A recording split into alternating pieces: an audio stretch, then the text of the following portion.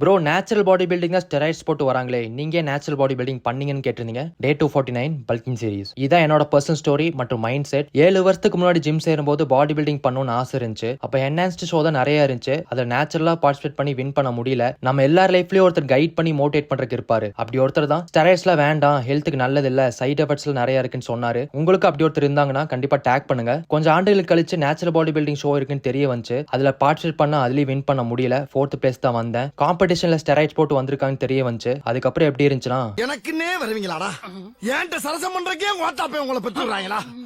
ஏன்டா அப்படி பட்டறதுலயே வந்து பஞ்சு பண்றீங்க? இப்படி இருந்துச்சு. நம்ம கனவுக்காக இன்னொரு வாட்டி முயற்சி பண்ணலாம், முயற்சி பண்றதுல தப்பு இல்லையேன்னு தோணுச்சு. இந்த வாட்டி என்னோட ஃபுல் எஃபர்ட்ஸ் போட்டு முயற்சி பண்ணேன். அதுக்காக கிடைச்சதுதான் இந்த வெற்றி. முதல்ல ஸ்டெராய்ட்ஸ் போட்டு வின் பண்ண ஒருத்தர் ரீசெண்டா நடந்த ட்ரக் டெஸ்ட்ல பேன் ஆயிட்டாரு. இதுல இருந்து என்ன தெரியுதுன்னா, பொய் சொல்லி ஏமாத்தி கிடைச்ச வெற்றி ரொம்ப காலம் நிலைக்காது. உண்மையான உழைப்புக்கான வெற்றி தள்ளி போகலாம், ஆனா கண்டிப்பா நம்மள வந்து சேரும். உதாரணத்துக்கு நம்ம வாழ்க்கையில பல தடைகள் தாண்டி வராங்களோ அவங்க தான் ஜெயிக்கிறாங்க இல்லையா? இதனால எனக்கு என்ன கிடைச்சது, யங் பாடி பில்டர்ஸ்க்கு என்ன சொல்ல விரும்புறேன் நாளைக்கு சொல்றேன். மீண்டும் நாளை சந்திப்போம்.